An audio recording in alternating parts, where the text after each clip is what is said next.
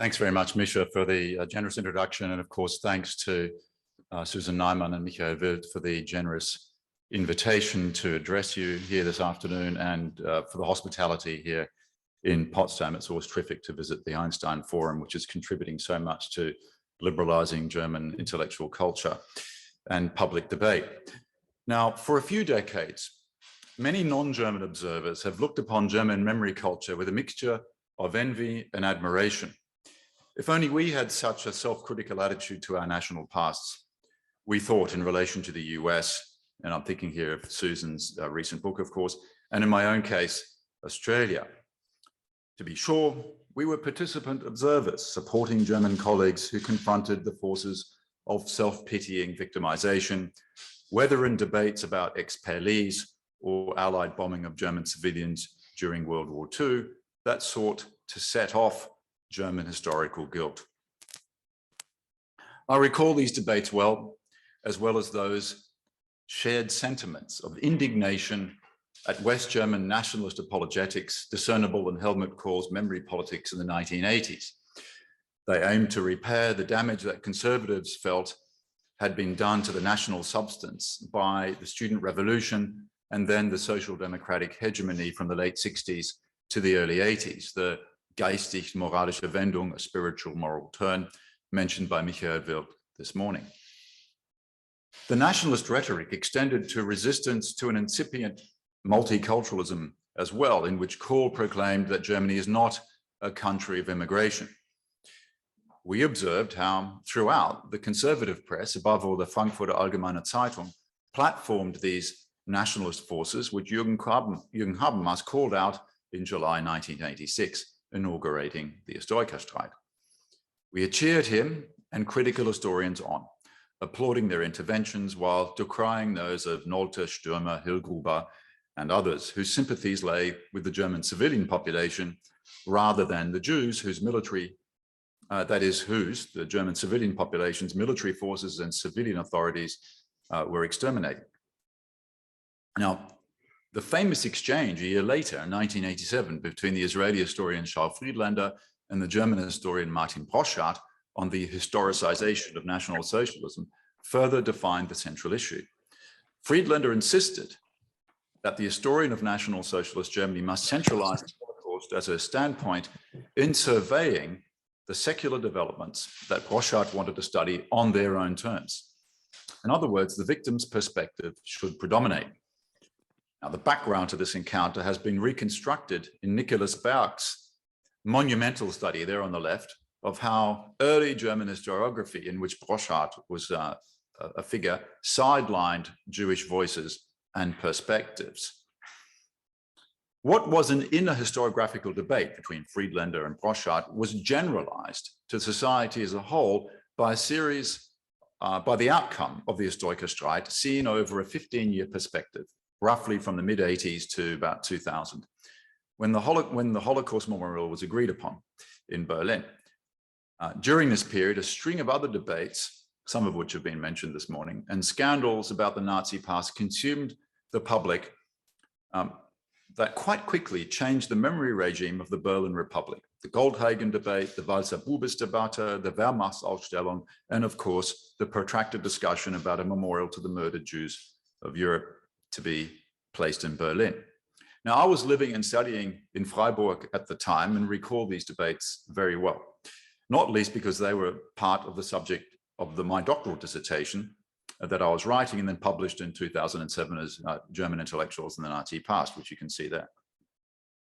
Now, looking back, I mean, I realized at the time and also in the book, but now I think with even greater clarity, we were witnessing nothing less than an extraordinary moral revolution.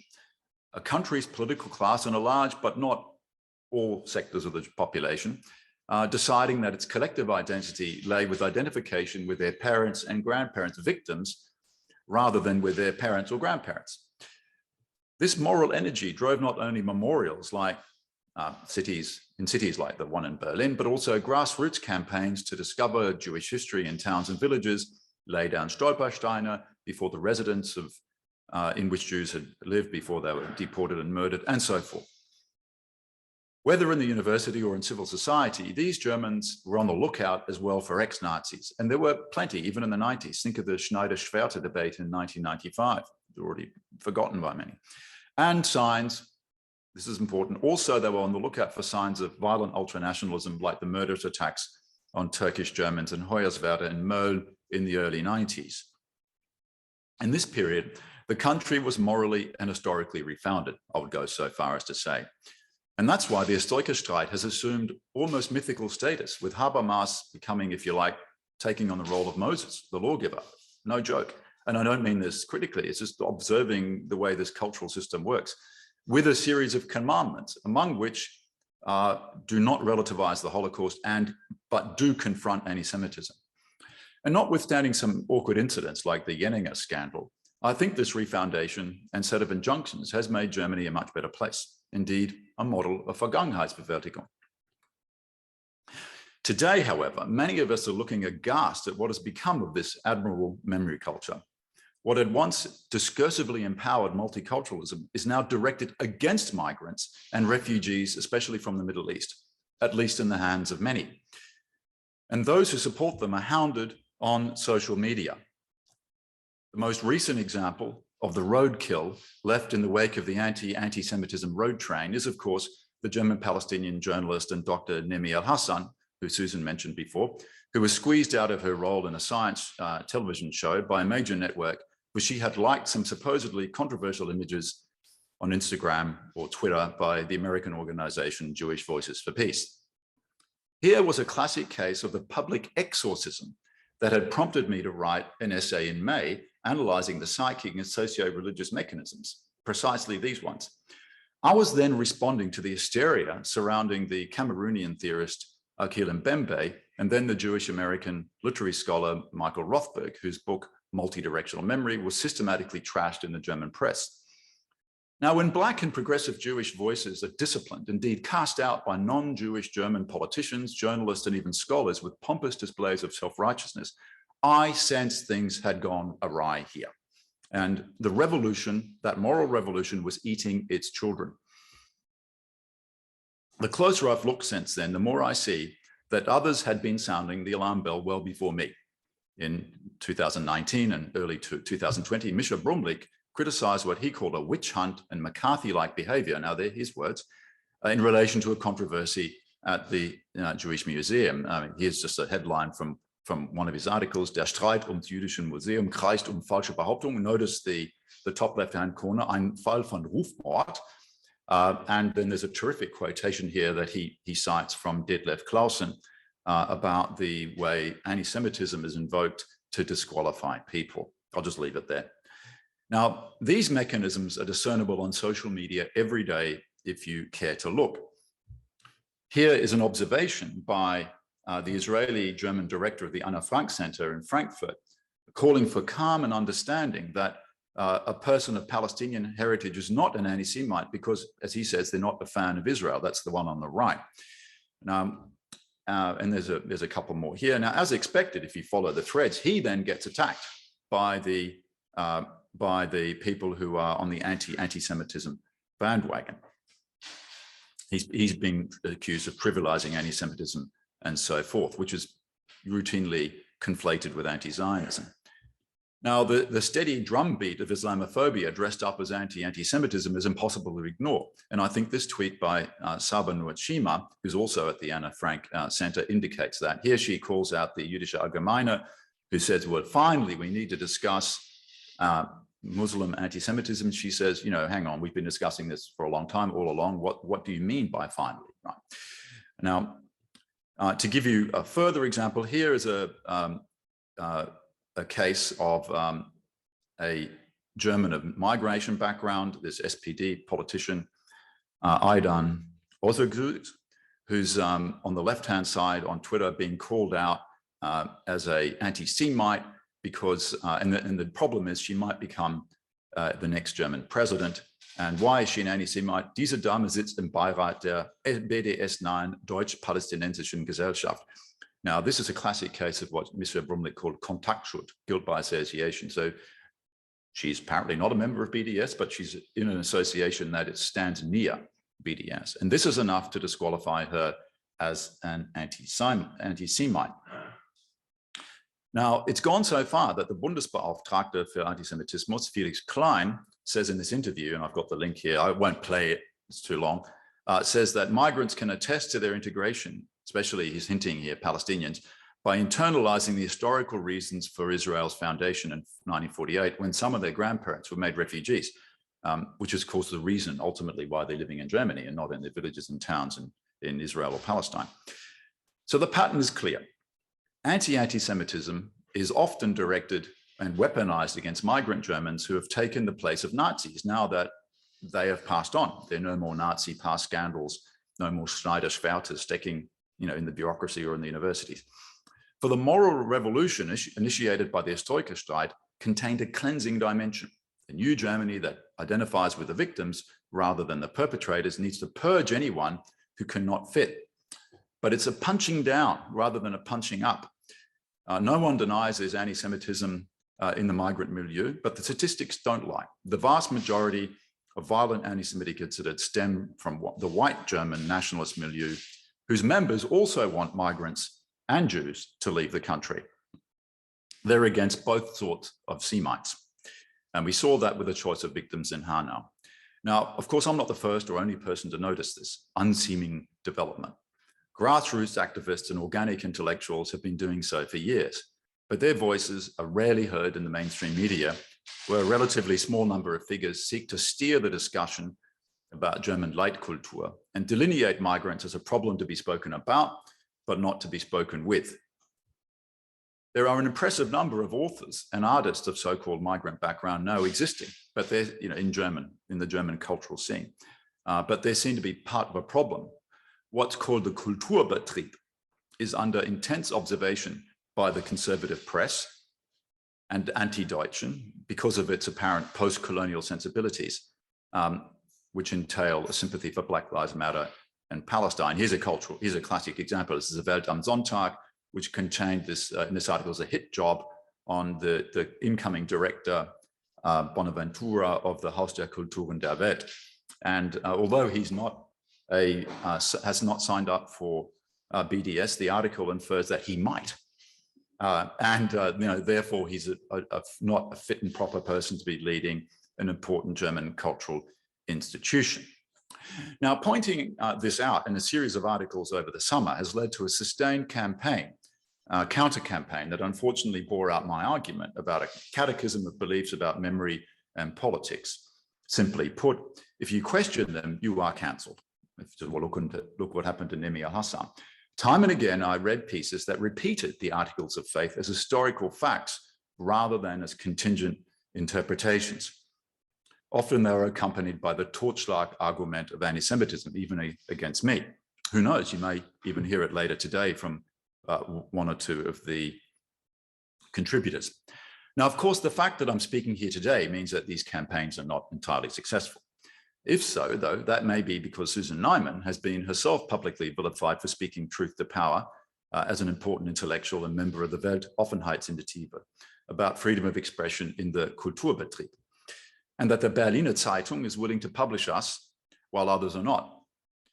Just this weekend, it printed my reply to a recent piece by Jürgen Habamas after a conservative newspaper in Hessen first commissioned me and then rejected my article, oddly, because it didn't reproduce the perspective of the senior editor. He objected to the argument that Muslims replaced Jews as Europe's civilizational enemy after the Holocaust in the same way, in the same week that Nemi al-Hassan was hounded from the public for her alleged sin of Islamism and alleged anti-Semitism. Which brings us to Jürgen Habermas. Finally, he spoke. Many were waiting. Many were waiting. Whoops, I haven't got that slide. What would he say about this summer's journalistic antics? Now, before answering this question, let's return to the title of this workshop, Historiker or Historikerinnen streiten. As we can see, not just historians have been arguing. In fact, in this non-Historikerstreit, if it is one, historians have barely featured. It's really been just journalists. They are arguing about history or historically. And a few observations can be ventured of this situation. Now, had I more time, now this is a bit of a sidebar, I'd like to reflect on the toxic masculinity of the debate that's been dominated by men and routinely overlooks the contributions of Susan Neiman, Miriam Brusius, Charlotte Weidemann, and many others. Besides the usual suspects among the baby boomer 68er generation who are like holding on to their Vermächtnis, I see quite a few millennials and Gen X men clambering over one another in the pylon to show their seniors how they can slay Nolte Redivivus. This summer was less a debate than an opportunity for moral preening and virtue signaling in an all-male transaction. Why that is worth discussing, though we don't really have time here, perhaps in the Q&A afterwards. Is there something masculine about the fiendish, almost sadistic delight in enforcing discipline and in Zurechtweisen? I mean, all Germans love that, but particularly mainly men. I wonder. Certainly, I do think a more empathetic and listening countenance would be beneficial. I would have also liked to have reflected on why Germans are so easily flattered and triggered by Australians, a country they associate with backpacking rather than taking seriously as an intellectual or cultural equal, because obviously they don't. Certainly, they seem to be willing to accept a positive view of Prussia and the country's role in the outbreak of the First World War by Sir Chris, a friend of mine, but less willing to listen when someone plays a part of the superego, especially from culturally inferior subject position. At any rate, we will have to pursue that some other time, the question of why Germans are so easily provoked by a little article in an online Swiss history journal. Now back to the main thread. Historians have been debating the question of National Socialism's and the Holocaust's relationship to the colonialism issue for decades. It's not a new question. In fact, contemporaries were doing so in the 1930s and 40s, as Mario Kessler pointed out to us this morning. There have been various phases to this debate in the international discussion since then, and which we can't get into now. Suffice it to say that the most recent instantiation involving German historians goes back about 20 years. And it continues in a sober and polite way, as you can see in the latest issue of Aus Politik und Zeitgeschichte, which has just come out, and the article there by Jonas Kreienbaum. Now, he takes a different perspective than me and Jürgen Zimmer and others, but it's a rational, thoughtful, trundle through the positions and the arguments, and it's very much worth reading. But you can see the temporality here is long, like decades, as these arguments play out. Now, I began my catechism piece in May by reminding readers of this decades-old discussion, and nothing I've read in the newspapers since has actually advanced beyond these discussions. If this derivative journalism is tiresome, we are reminded, to be fair to the journalists, that they, A, don't have time to apprise themselves of, let alone keep up with these kinds of debates. B, they have short deadlines to write hot takes and hit jobs. C, they have very different relationship to historical complexity. In short, as creatures of the public sphere, they are shaped by and largely reproduce the articles of faith set forth in the First Historischer Streit and the moral revolution that it inaugurated. Now, let me be clear. I subscribe to these postulates as well. The Holocaust should not be relativized and anti-Semitism must be confronted. But we historians, by definition, historicize everything by contextualization. And that's not relativization, despite what journalists in the Twitter mob think. What's more, we trade in complexity and not in binaries or in simplicity. Where journalists and politicians see historical facts, we see contingent interpretations. While any fair-minded person recognizes that the Holocaust has, major distinct features, words like singularity or uniqueness are not really part of our vocabulary. That's theological language, sorry. And by complexity, we mean what I've been writing now in many pieces now. The Holocaust is informed by many contexts, the obvious first one being anti-Semitism. But anti-Semitism itself has a complex relationship to other forms of racism. And the Holocaust could only have occurred in the context of the largest, most apocalyptic imperialist war of conquest of all time, which is how the Nazis understood what they were doing. Now, I don't have time to go into the argument now. For that, see my recent book, The Problems of Genocide, which is yet to enjoy a German reception, maybe not enjoy one. Certainly, it's not part of the current discussion. I see, though, that next is the next paper by Omer Bartob is going to give it a pasting anyway. But I would be interested to know what Professor Bartob thinks of that element of the argument. At any rate, All I was saying was that the attacks on Michael Rothberg's notion of multidirectional memory were misguided and wrong-headed because he was merely reconstructing how actors in the immediate post-war decades analogized between the crimes of the Nazi Empire and those of the Western empires to which they were subject and from which they were seeking to gain independence. Remembering one did not rule out honoring the suffering in the other. He observed commemorative bonds of solidarity rather than of competition. You know, obviously, normatively, he prefers that, right? But it was an exercise in literary history, if you like. He was reconstructing these moments in the 50s and 60s. In other words, these actors recognized the multiple contexts of mass criminality and thus the different ways they connected with their own personal histories of persecution and suffering. But journalists and some political figures in the Twitter army seemed unable to recognize this. They confused establishing complex historical relations with bland equation, this Gleichsetzen problem that Professor Wild, this is a linguistic trick or trap in German being vergleichen und gleichsetzen, that Professor Wild delineated before, which means that they conflated or misread establishing complex historical relationships with the dreaded relativization. Now, keeping faith means sticking to the script of the Historiker Streit, which means a narrative repetition perception. Nolte is back and he must be confronted, Anführungszeichen. Where it is recognized that, you know, I'm not really Nolte, neither are any of the others, it's said that we are inadvertently giving ammunition to the far right, citing repetitively the single instance of an Austrian identitarian who assessed my essay and rightly recognized that it was a problem for him because it was not trying to draw a line under the past, the veritable Schlussstrich, but to criminalize even more parts of the Nazi and the German past, the colonial past, the racist past that people like him wanted to protect against post-colonialists so they could kick out migrants. Furthermore, this fellow recognized that the point of my intervention was to expose the discursive bullying and effective colonization of migrants. And he rather supports that bullying. Let's not forget that the BDS resolution, as was mentioned earlier, was passed as an alternative to an AFD initiative. The anti-Palestinian consensus now stretches from the AFD to the anti-Deutschen, whose Instagram feeds, I must say, are often difficult to distinguish from one another in their vilification of Muslims. And as many of us see it, those refusing to properly recognize other German mass crimes are the ones actually engaged in a Schlussstrich. Thus far and no further, they're saying. Certainly that's how the Herero and Nama people advocates are feeling it, as you can see in this slide on the right, where they are not happy with the offer that's been put on the table by the German government.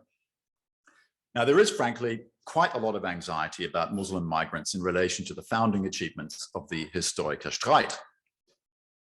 Consider Jürgen Kalber's, is a head of the FAZ, statement. Now, I put this here with all respect. I'm just interested in the emotions that are on display here.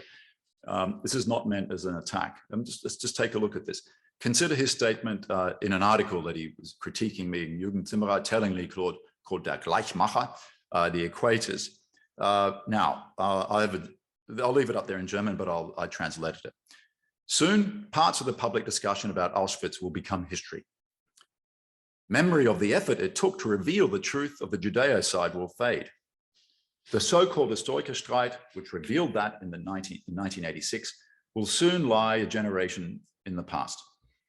Furthermore, there is worry about which weight the events from 1940 to 45 will have for a society in which ever more citizens live whose parents and grandparents were born after this time, or who stem from regions other than those in which the mass murder took place.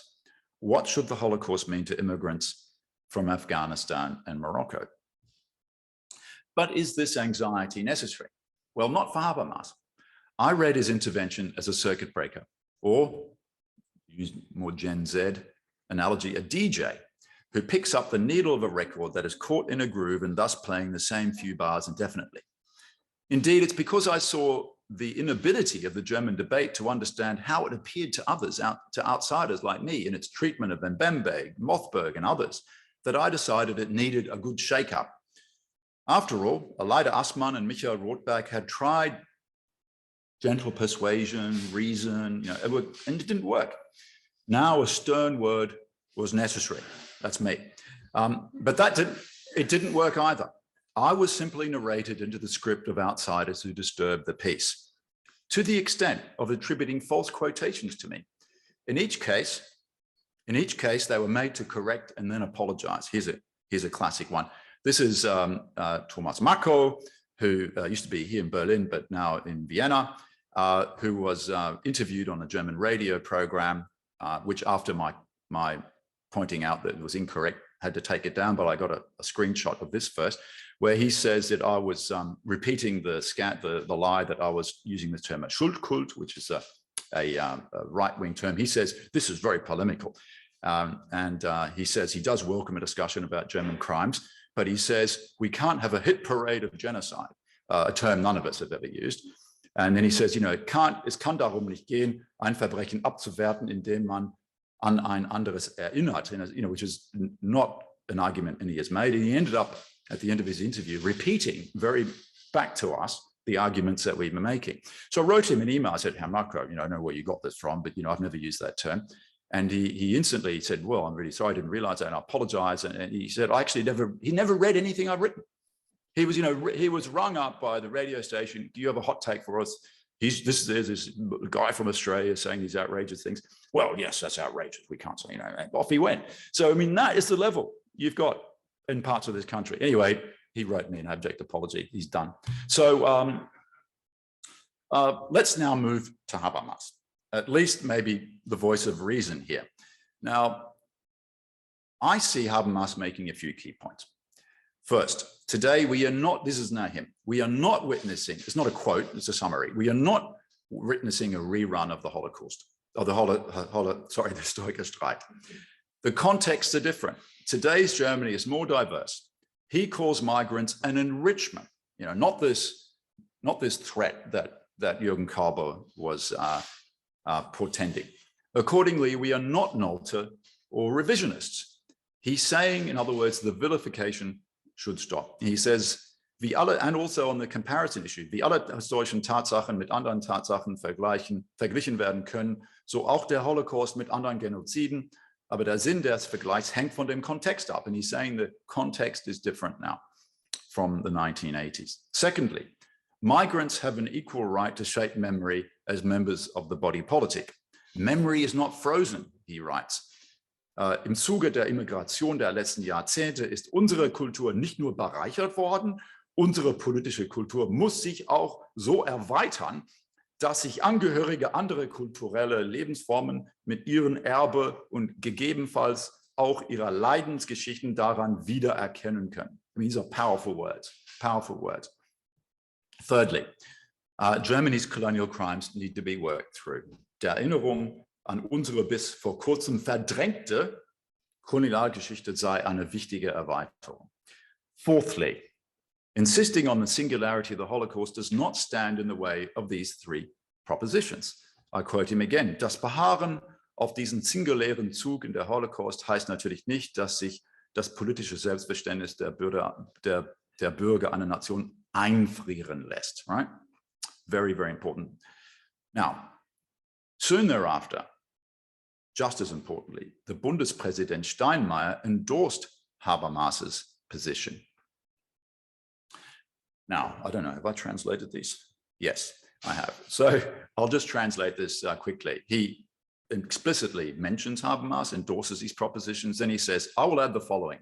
Memory of the Holocaust does not stand in the way of an empathetic and conscious memory of other injustice, other suffering, exclamation mark. On the contrary, the brokenness of the Shoah opens our view and hearts for the responsibility of history.